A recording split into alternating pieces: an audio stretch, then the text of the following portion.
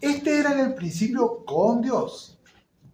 Todas las cosas por Él fueron hechas y sin Él nada de lo que ha sido hecho fue hecho. En Él estaba la vida y la vida era la luz de los hombres.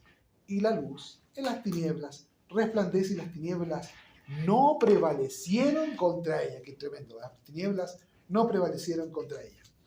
Ok, yo recuerdo que hace unas semanas atrás empezamos a hablar del verbo, alguien dijo, no, el logos, y se formó un momento de poder conversar de la palabra. Y ¿saben qué? Antes de continuar les quiero decir que realmente la palabra de Dios es tan profunda, pero es tremendamente profunda, y no se sientan mal si no pueden entender todo esto, porque es tan viva, es tan grande, es como que nosotros estuviéramos frente al océano y quisiéramos atrapar el océano en un vaso.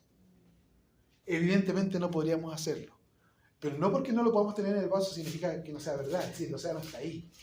Entonces la naturaleza de Dios, la naturaleza de la Santa Trinidad, de la Trinidad, es algo tremendo, que voy a tratar de exponerle para que podamos aprender un poquito más. Ok, aquí puse un gatito.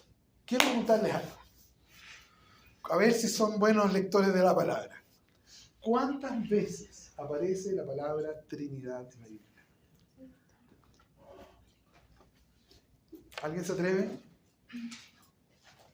Algo que es tan fundamental para nosotros. La Trinidad es algo que es una de las cosas más fundamentales para nuestro evangelio, nuestro creer, nuestra vida con Dios.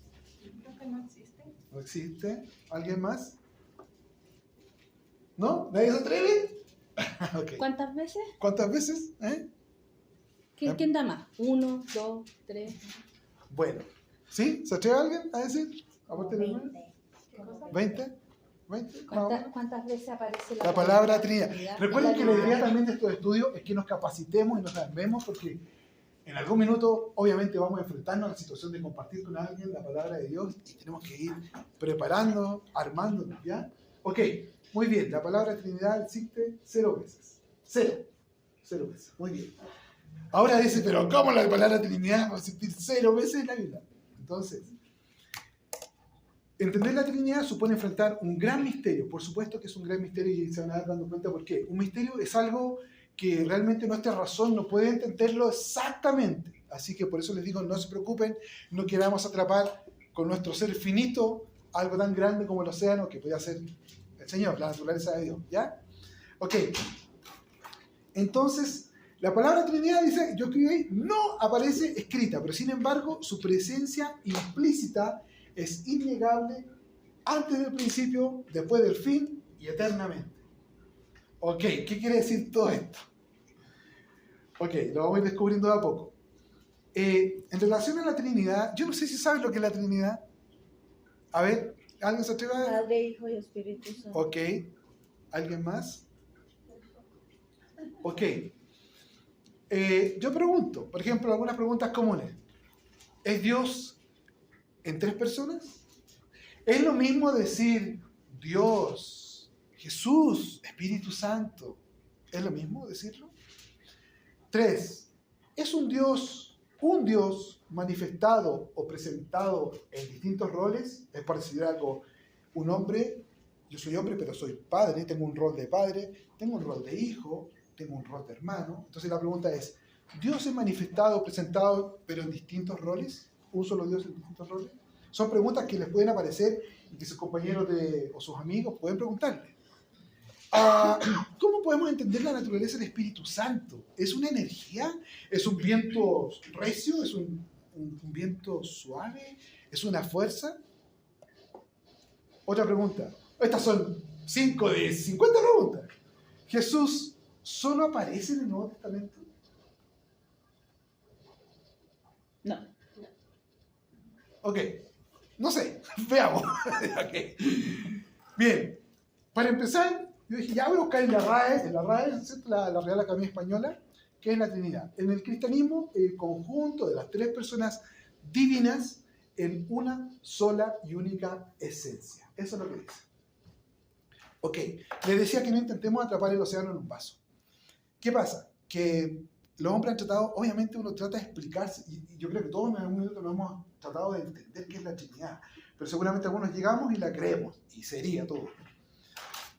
Pero los hombres en el tiempo han tratado de explicarla. Una pregunta. Ustedes saben que Dios es eterno, ¿cierto? Bueno, eterno, vive para siempre. Cuando yo tenía como 5 o 7 años, no recuerdo, 7, 10 años por ahí, hace harto tiempo que pasó eso, yo me acuerdo que yo me acostaba y miraba el techo y yo sabía, yo decía, bueno, si algún día me voy, me muero, me voy a ir con el Señor y voy a estar cantando ahí para siempre. Eso es lo que yo tenía en mi cultura cristiana de pequeño.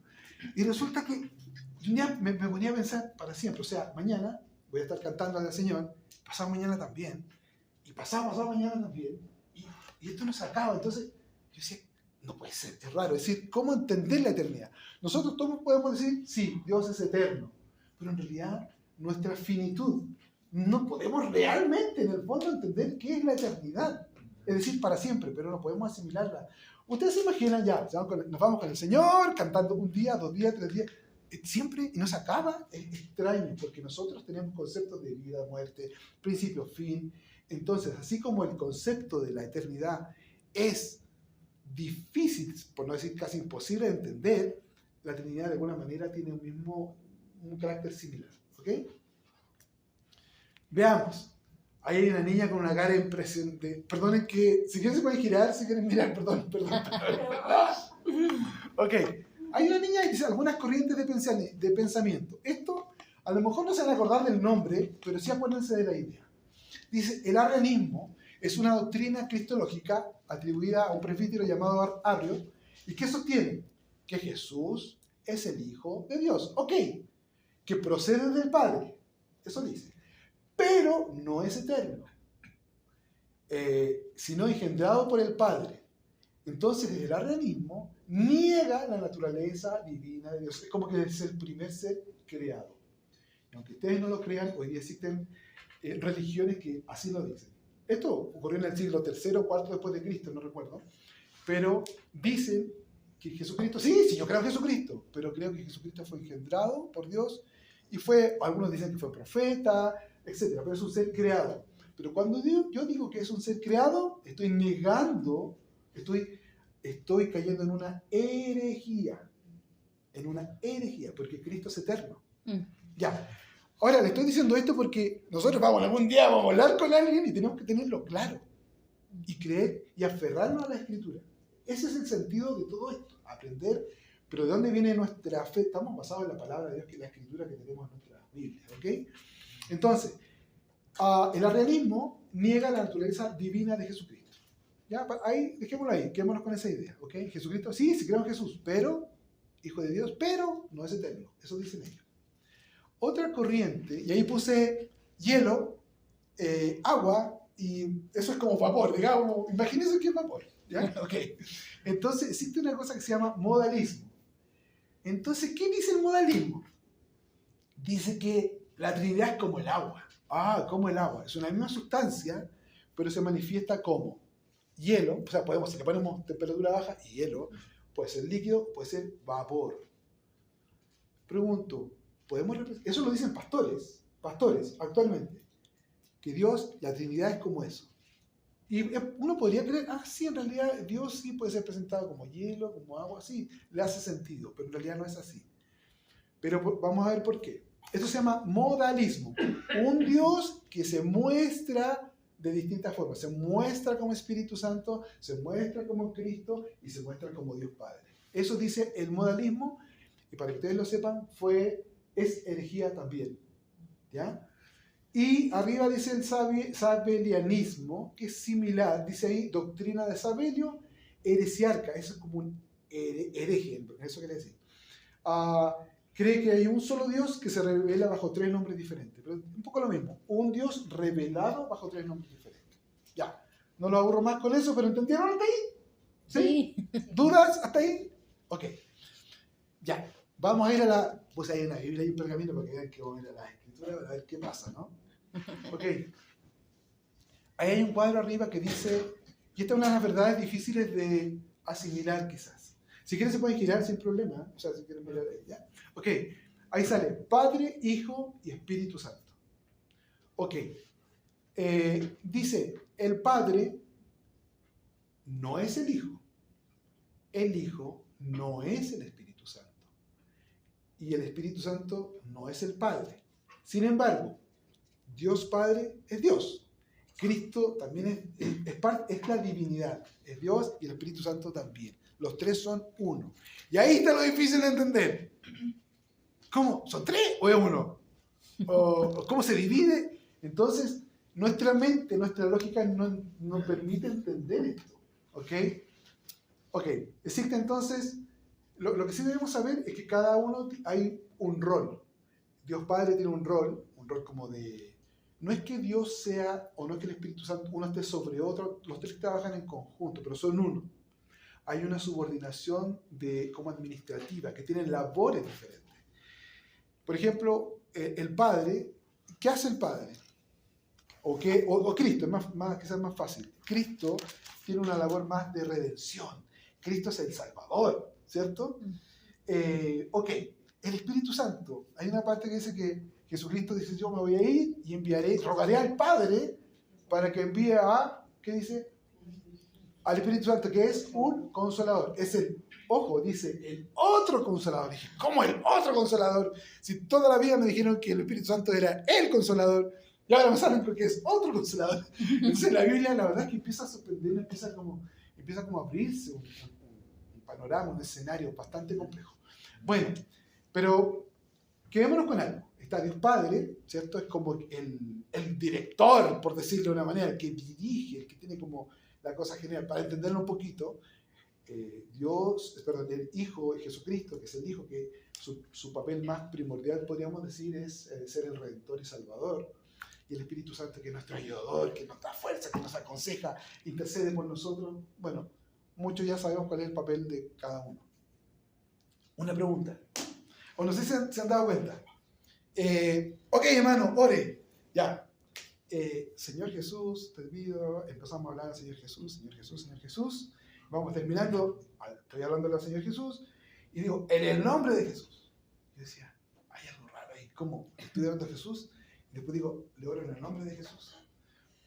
Entonces, hay cosas que nosotros a diario vivir podemos cometer, algunos errores. Y una podría ser ese, porque en el fondo, y ahí vamos a la palabra, porque la palabra es lo que tiene que ser la guía, ¿no es cierto?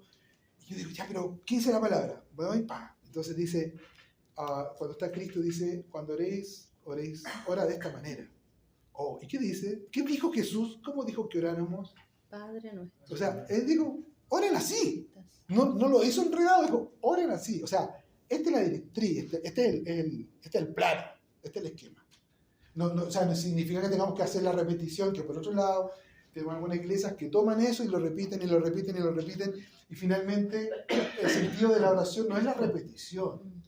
El sentido de la oración es poder conectarnos con el Señor. Señor, claro, hay un esquema, un orden, pero nosotros obviamente vamos a comunicarnos con Dios. Cada uno tiene una identidad y con esa identidad nos comunicamos con el Señor. ¿Dudas hasta ahí? Ok. Entonces, cuando oren, no lo oren a Jesús, después digan en el nombre de Jesús. O sea, digan, Padre, ¿cierto? Y después le decimos, en el nombre de Jesús, porque nosotros vamos en el nombre de Jesús al Padre, ¿cierto? Ok. Eso era como un paréntesis. Sin embargo, siempre Dios es uno. Recuerden, Dios es uno, es único. Pero son tres personas en una, y eso es lo difícil, como les decía, y podemos distinguir que tiene distintos roles. Porque yo me preguntaba, si Dios es uno, ¿por qué Jesucristo en algún minuto estaba orándole al Padre? Pero si él mismo decía yo. Entonces, esas eran las dudas que yo tenía, yo me preguntaba en mi lógica.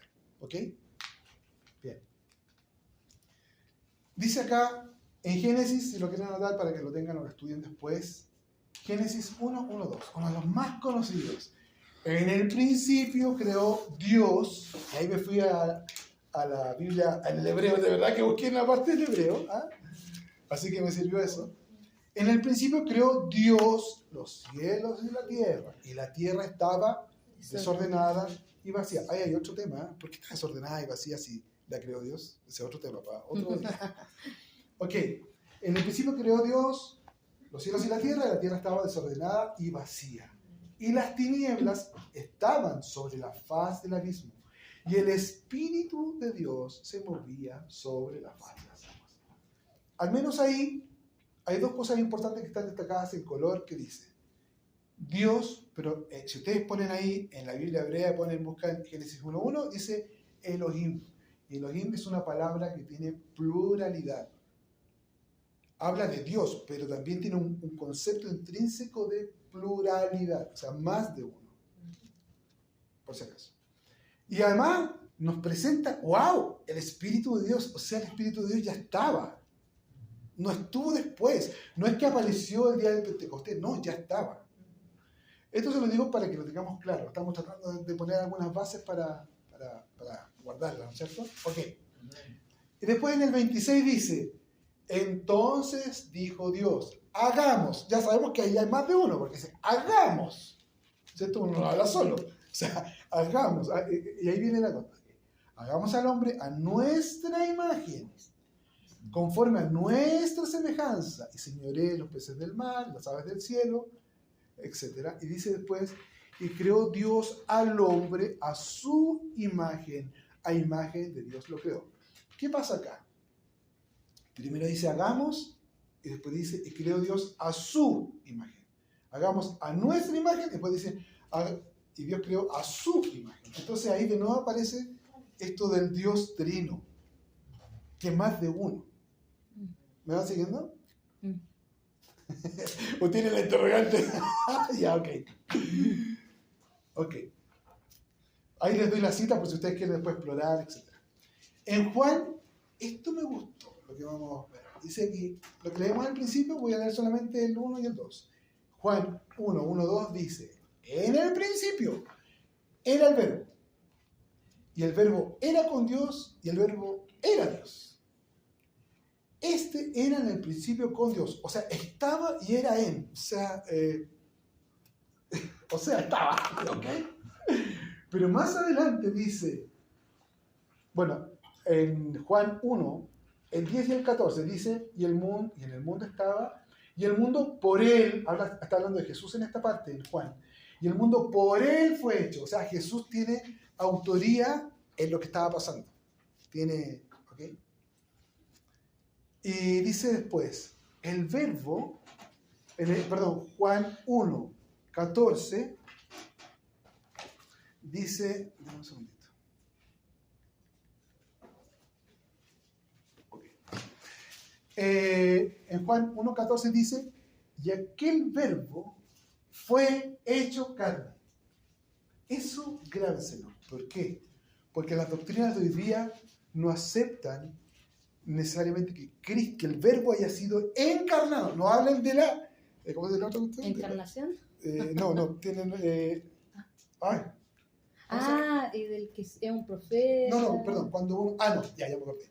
Hay una cosa que es reencarnación. Por si acaso, te puedo aclarar. Sobre todo en las películas coreanas, sale ahí que la gente se reencarna. Ojo, acá estamos hablando de encarnación. El verbo se hizo carne. Y ahí está. Y aquel verbo, estamos hablando de lo que dice Juan 1:1. En el principio era el verbo, y el verbo era con Dios, y el verbo era Dios. Y ese verbo, que es el Logos, se hizo carne. O sea, está súper claro de que la divinidad de Cristo, porque se hizo carne. Y ahí, ojo, el espíritu del anticristo niega de que Cristo, que el verbo haya sido hecho carne. Así que es importante eso. El verbo fue hecho carne y habitó entre nosotros. Gloria a Dios. O sea, es una cuestión tremenda. ¿Ya? ¿Okay? Y vimos su gloria como el unigénito del Padre, lleno de gracia y de verdad. En algunas palabras habla del primogénito. Pero ¿cómo que si es primogénito quiere decir que es el primer hijo? O sea, Cristo fue creado. ¿Nos pueden decir eso? Bueno, ¿por qué dice que es primogénito? Si Él no fue creado, si es único, si es eterno. ¿Por qué dice primogénito? ¡Wow! ¿Por qué? Oye, menos mal que encontré la respuesta. Porque primogénito no habla necesariamente del primero de los hijos, habla también de una supremacía. Es como un primer lugar. En ese sentido habla del primogénito.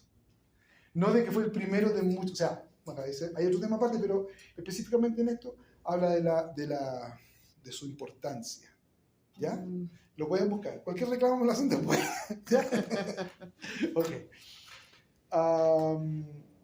A mí como que cuando empecé a ver este tema, la verdad es que como que me sacudió porque aún lo estoy pensando, o sea, lo creo, pero lo voy pensando porque uno tiene que derribar ciertas cosas que ha tenido históricamente. ¿Okay?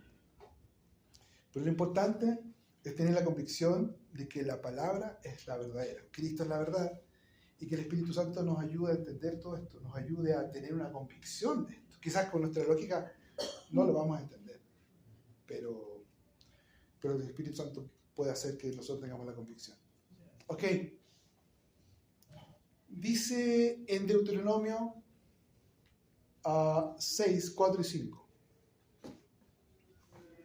Perdón. Okay.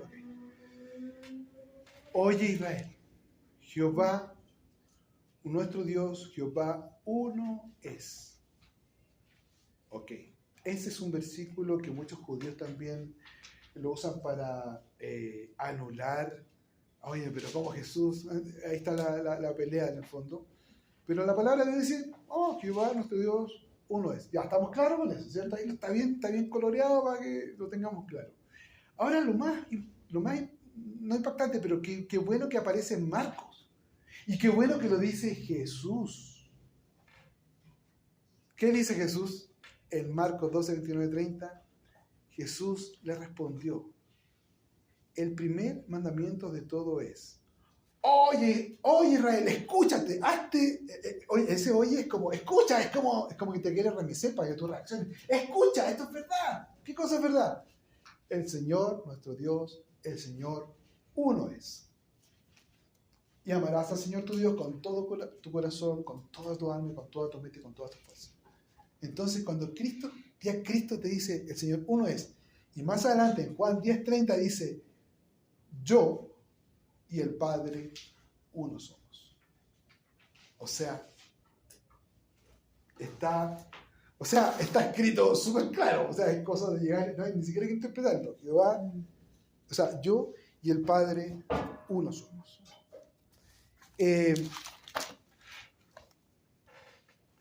No sé si tienen alguna pregunta hasta ahí. Sí. Lo del primogénito, ¿me lo puede explicar otra vez? ¿Cómo que? Porque cuando dijo que es primogénito, dicen no, porque Adán fue técnicamente el primero que fue hecho. Entonces, ¿cómo? Es que primero, primogénito, lo que yo les quería decir es que cuando te dicen primogénito te lo pueden decir con la intención de que, si es primogénito es un hijo, en el sentido de que fue nacido de alguien y fue creado en algún momento. Porque cuando tú dices, ¿cuál es tu hijo primogénito? Ya, yo tengo 3 hijas. Yo tengo mi primogénita que es la Constanza. Ella es primogénita porque nació primera que sus hermanas. Pero en el caso de Cristo, en muchas de las partes, hay otro tema asociado a la primogenitura, pero hablemos de, cuando habla de primogénito, habla como del ser supremo, no de que sea hijo, no de que sea uno, porque si tú dices primogénito, estás diciendo implícitamente, si lo usas en el concepto que te acabo de hablar de mi hija, de que Cristo fue nacido y no es eterno. Entonces, cuando digo es hijo, es el primero de muchos, en ese sentido, ahí estaríamos faltando a la divinidad de Cristo, porque Cristo es eterno, siempre ha sido, en el principio era el verbo. Entonces, no es que haya sido creado Cristo. ¿Por qué? Porque en el principio era el verbo, y el verbo fue hecho carne. Entonces, el verbo estaba en el principio y estaba desde siempre. En ese sentido, no aplica pensar de que el primogénito es como que tiene un principio y un fin, no, porque Cristo es eterno. Entonces, muchas de las corrientes que actualmente hay es que justamente apuntan a otro. Entonces, Cristo no cree en la divinidad de Cristo. Y nuestra fe en nosotros se fundamenta en la divinidad de Cristo. Entonces, la Trinidad, a lo mejor más que entender esto de que los 3 son uno, más que porque no es fácil de entender ni asimilar, pero sí entender, quedarnos con una idea clara de la divinidad de Cristo. O sea, Cristo como les decía, para mí fue una revelación. Oye, el verbo se hizo carne, ahí está clarito. O sea, siempre ha estado, siempre ha sido. Ahora, obviamente es confuso, por ejemplo, los tres actuando. Hay un momento que los tres actúan, que es cuando Cristo baja las aguas, ¿no es cierto? Dice que mientras está orando, y viene el Espíritu Santo como paloma, y viene la voz del Padre que dice, este es mi Hijo amado, en quien tengo complacencia. Ahí sacan... Mateo 3, 16, 17, donde fue bautizado Sí, Juan. exacto. Donde se revela la paloma como el Espíritu Santo. Exacto. También en Mateo 28, 19, ahí dice que bautizarlos en el nombre del Padre, del Hijo y del Espíritu Justamente, exactamente. Porque cuando dice, no en los nombres, dice, en el nombre del Padre, del Hijo y del Espíritu Santo. Entonces ahí reafirma la idea de que hay una unidad. Sí, porque el nombre del Está Padre. bien claro, Sí. que está la Trinidad Sí, ahí. exacto. Lo menciona clarísimo, Exacto. o sea que no hay cosa que... Ya. Es que uno tiende a pensar es que bautice en el nombre del Padre, además en el nombre del Hijo y además en el nombre del Espíritu Santo. Pero no es así. Es en el nombre del Padre, del Hijo y del Espíritu Santo como una sola persona. Una sola. Wow. Yeah. Ahí es la Trinity. Bueno, ahí está. Lo que estábamos hablando recién está en Marcos 1, 9 y 10. Y aconteció en aquellos días que Jesús vino de Nazaret, de Galilea, y fue bautizado. Está en Marcos 1, 9 y 10. Fue bautizado por Juan en el Jordán. Y luego, cuando subía del agua, vio abrirse los cielos y el Espíritu como paloma que descendía sobre él. Y vino una voz de los cielos que decía, tú eres mi Hijo amado y en ti tengo complacencia. Y está en Mateo también. Sí, está en Mateo, sí, exacto. Abajo dice Mateo 28, 19, por tanto, id y haced discípulos a todas las naciones, bautizándolos en el nombre, tal como hablábamos recién, del Padre, del Hijo y del Espíritu Santo. Y en Primera de Juan 5, 7, si quieren lo anotan. ¿Por qué me gustaría que lo tengan ahí? Porque dice, porque tres son los que dan testimonio en el cielo, el Padre, el Verbo y el Espíritu Santo. Y estos tres son uno. Entonces, Más claro que el agua. exacto. Sí, lo que pasa Eso es lo que es difícil de entender. es difícil, o si alguien te viene a preguntar, por eso le voy a ir preparando, ¿no? En el fondo yo cuando empecé a buscar esto me di cuenta que hay miles de versículos donde uno puede ir investigando y armándose la idea. Pero esto es como una introducción a lo que es la Trinidad, porque la Trinidad me di cuenta que realmente es como un océano, o sea, es un asunto, pero es súper vital para nosotros. Es importante. Pero, bueno, la idea es que al menos esto produzca una inquietud y puedan ustedes buscar un poquito más, ¿ya? Pero está claro que van a empezar a ver, y empieza como uno a ver que el escenario es mucho más grande. Había algo que les quería compartir también que tiene que ver un poco con lo que hablamos hace unas semanas atrás sobre el logos. Que, bueno, producto de esa reunión que hablaban, bueno, el verbo era el logos. ¿Qué es el logos? Y dije, pero ¿qué es el logos? La palabra. Todos dicen es la palabra. Bueno, ok, pero ¿qué es la palabra? Entonces empecé a buscar un poquito y decía que Juan, en el fondo, menciona el verbo por algo.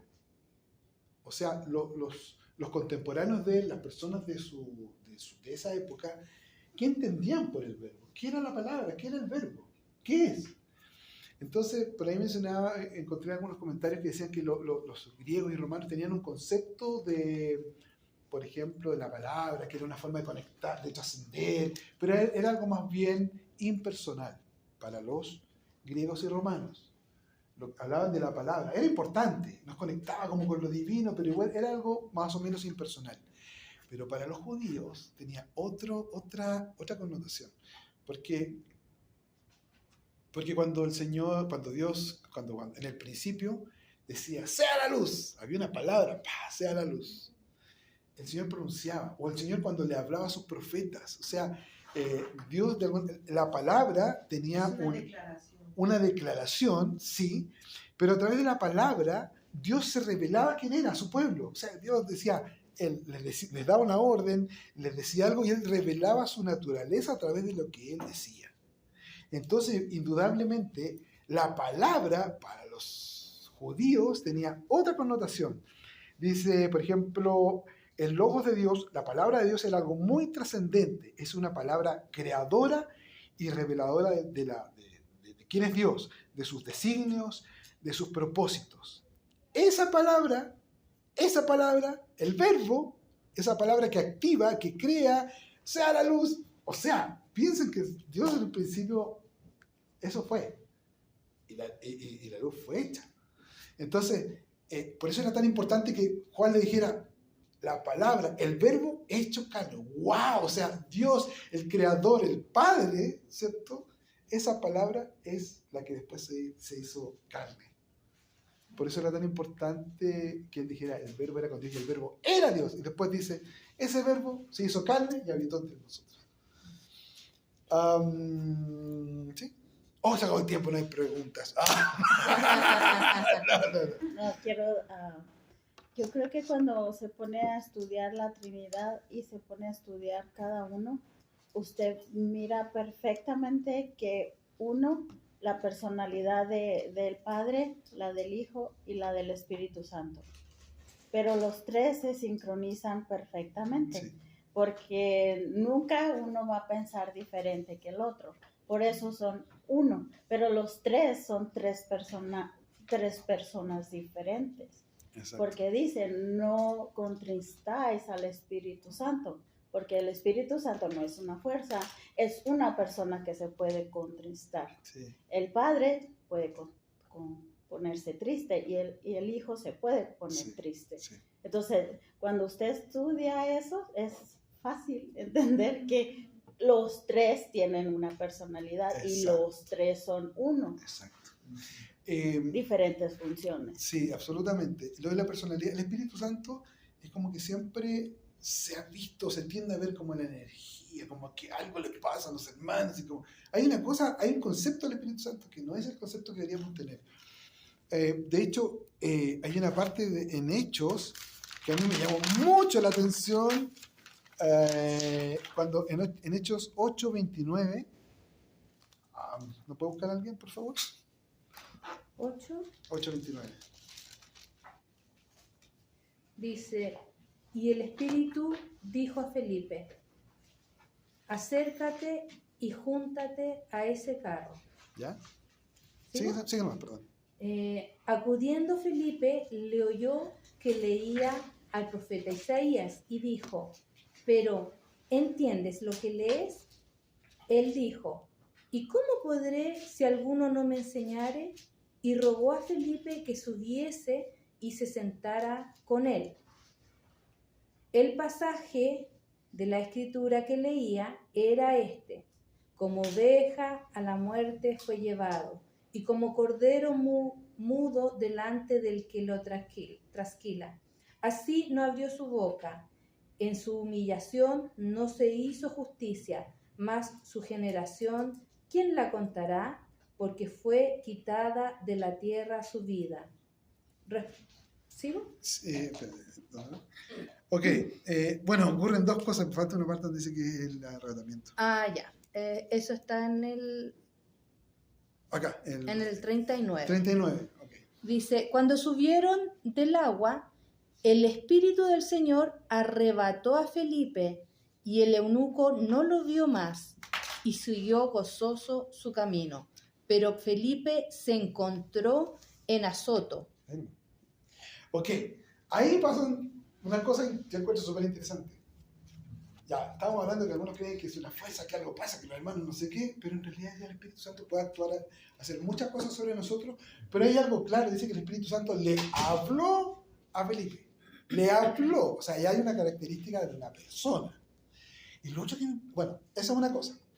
Lo que estaba leyendo cuando Felipe se acercó, que estaba leyendo sobre Jesucristo. El Antiguo Testamento ya estaba dando testimonio de lo que iba a venir. O sea, Jesucristo, de hecho, unas reuniones atrás, hablábamos de cómo Jesucristo era anunciado antes. Eso me impresiona, cómo nuestro Cristo fue anunciado mucho antes. O sea, hay una conexión absoluta en toda la palabra de Dios.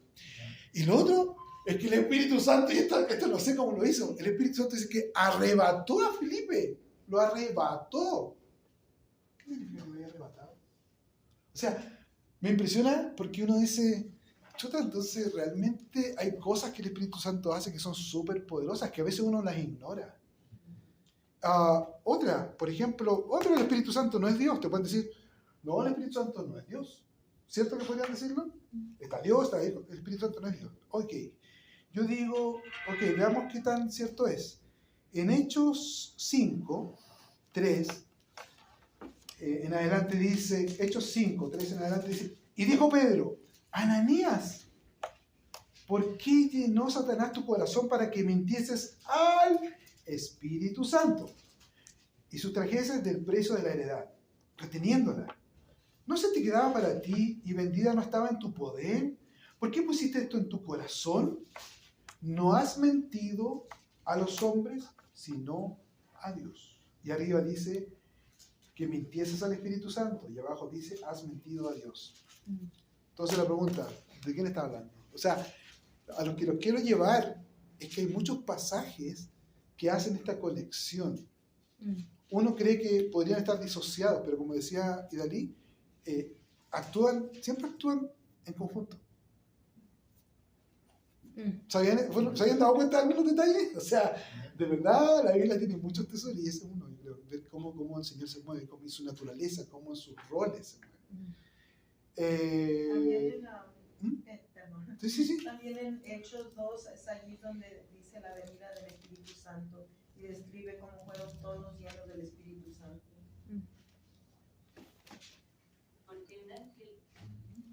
Dice que de repente vino del cielo un estruendo como de un viento recio que soplaba, el cual llenó toda la casa donde estaban sentados, y se les aparecieron lenguas repartidas como de fuego, asentándose sobre cada uno de ellos.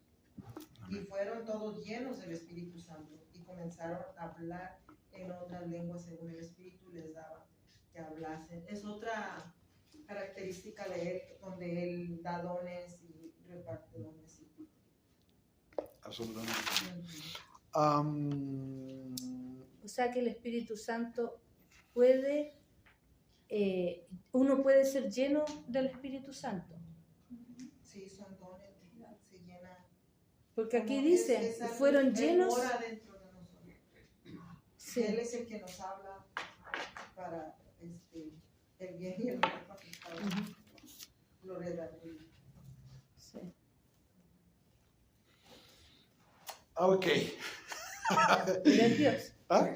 Pero es Dios. Es Dios. Es Dios. Él es el Dios que está en la tierra ahorita. El Padre y el Hijo dice que está sentado en su trono, Bueno, está a la derecha de hecho, del Padre. uno dice, por ejemplo, el Señor está en medio de nosotros. O sea, yo sé que hay muchas cosas que las decimos culturalmente, pero en rigor, la palabra dice que Jesucristo pediría al Padre que envíe el Consolador porque Él tenía que hacer otra cosa. O sea, Él iría a preparar una morada para nosotros. No sé si estamos de acuerdo en lo que estoy hablando. Entonces, en fondo, el Espíritu Santo es el que está en medio de nosotros ahora, porque enviaré a otro Consolador. Ojo que Paracletos, con la palabra que se asocia al Espíritu Santo, significa abogado y también significa consolador. Por eso Jesucristo dijo, mandaré a otro Consolador. O sea, porque Cristo de alguna forma es nuestro abogado, que hace la función del Paracletos. Esa era la que se había olvidado comentarles eso. Bueno, no sé, podríamos hablar miles de cosas, pero esta es ese cuadro que está arriba, de alguna manera trata de interpretar lo que dije al principio, es decir, que el Espíritu Santo es Dios, pero no es el Padre, etcétera, lo que hablamos en un momento, ¿ya? De verdad pido al Señor que les pueda traer convicción de quién es Él, porque la Trinidad en realidad trata más de lo que es la naturaleza de Dios. Porque esto nos obliga a entender Pero quién es una naturaleza diferente a la que nosotros conocemos. Exacto. Por eso decía al principio justamente, claro, es una naturaleza diferente, porque por eso decía que nosotros estamos frente a un océano y no queramos atrapar el océano con un vaso, porque no podemos, la eternidad tampoco la podemos entender. Entonces, les digo esto para que no sientan un pesar si es que no lo pueden entender. Yo espero que el Señor, a través del Espíritu Santo, podamos asimilar esto y podamos ser preparados, porque hay muchas corrientes de este tiempo que niegan la Trinidad, y la Trinidad es nuestra base. Cristo es divinidad, no es un profeta. No es un profeta, no es un profeta. No es creado, no, Él es eterno. Él está desde el principio, Él fue hecho carne, y eso está clarito. Y Jesucristo dijo, el Padre y yo uno somos. O sea, quiero que sientan bases para poder defender nuestra fe. Lo más importante es traer convicción a la... Él fue profetizado desde el principio en Génesis 3:15 y dice, pondré enemistad entre tú y la mujer y entre tu semiente y la semiente suya te herirá en la cabeza y tú le herirás en el calcañar. ¿Sabes qué? Hace una semana... Profetizado, Cristo profetiza.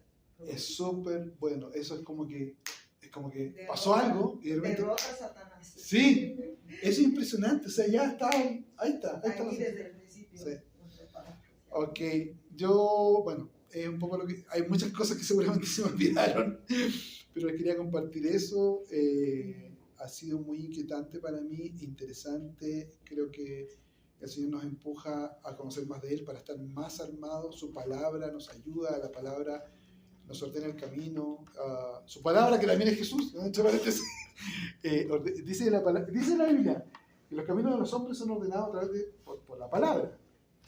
Yo espero que esta palabra sea parte vital en nuestras vidas. Me encantaría poder aclarar todas sus dudas, pero espero que el Señor lo haga, que el Espíritu Santo le traiga revelación. Pero he tratado de ser lo más claro posible en lo que he podido aprender y entender en todo este tiempo. No sé si alguno quiere decir algo más para orar antes de ir cerrando. Yo creo que los que no creen en la Trinidad y no lo creen porque, como decíamos al principio, la Biblia no habla de Trinidad. En ninguna parte de la Biblia menciona la Trinidad.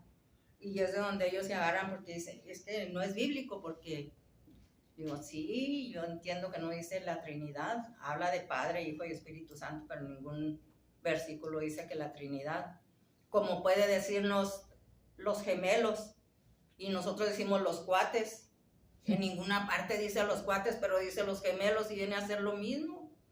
Entonces la Trinidad es igual, o sea, si son tres, a lo mejor nosotros adjudicamos que era Trinidad porque son tres, pero no dejan de ser tres, diga Trinidad o no diga Trinidad, siguen siendo tres y sigue siendo uno solo, no son tres diferentes, es uno solo. Apocalipsis habla sobre la Trinidad de Satanás también, totalmente lo opuesto, porque Satanás es imitador del Señor y también él tiene su Trinidad, tiene una representante de lo mismo, casi la bestia y todo así, que ya hemos leído en Apocalipsis, pero hay gente pues así del mundo que prefiere creer eso que en la Trinidad del Señor. Es que muchas veces hasta dice que la palabra no es para contender, ¿verdad? Pero muchas veces llegamos ahí, o sea, porque que no, que sí son tres, no, que ustedes creen en tres dioses diferentes, dicen, ustedes creen en tres dioses diferentes, no creemos en tres dioses diferentes, sí, ¿cómo no? Porque creen así, así. Digo, entonces ustedes saben más que nosotros mismos, porque nosotros creemos en un solo Dios. Yo cuando llegué no teníamos, no conocíamos a dónde ir y siempre tiene una necesidad de buscar una iglesia donde congregarse. Nos invitaron a una apostólica, pues ahí fuimos. Y ahí precisamente, ahí es donde ellos no creen en la Trinidad, que dicen que son tres dioses, que nosotros creemos en tres dioses. Y la contención que ellos tenían con nosotros era, pero ustedes ¿en qué fueron bautizados? ¿Cómo fueron bautizados? Y ponían mucho gorro, y me acuerdo que pues César venía, mi hijo, el más chico venía como de 16 años, y a él, pero se nos iban hacia la yugular por el bautismo, y luego le preguntan a él, y me gustó lo que él contestó, porque le decían que él se tenía que bautizar de nuevo porque él no estaba bautizado, porque él estaba bautizado en nombre del Padre, del Hijo y del Espíritu Santo, y que él no estaba bautizado, que él tenía que bautizarse en el nombre de Jesús. Entonces le dijo a él, yo no tengo por qué bautizarme de nuevo, porque desde que yo me bauticé, o desde que yo conocí al Señor, yo supe en quién creí. Dijo, entonces yo sé en quién he creído, yo no tengo por qué bautizarme de nuevo. Cuando vienen conmigo, no, que el bautismo que tiene que bautizar, ¿en qué nombre se bautizó? Digo, pues créeme que ni sé. Digo, la verdad, ¿para qué le doy a echar mentiras? Digo, yo ni sé, y no me interesa tanto saber tampoco. Digo, porque si fui bautizada en nombre del Padre, Hijo y Espíritu Santo, gloria a Dios. Si fui bautizada en el nombre de Jesús, gloria a Dios, porque la palabra dice que los tres son uno, y uno son los tres. Digo, entonces, ¿cuál es el problema? Yo como quiera estoy bautizada en los tres, como quiera que me haya bautizado, digo, estoy bautizada en los tres. Pero ellos sí son muy contenciosos con eso. Sí. Pero hermana, es más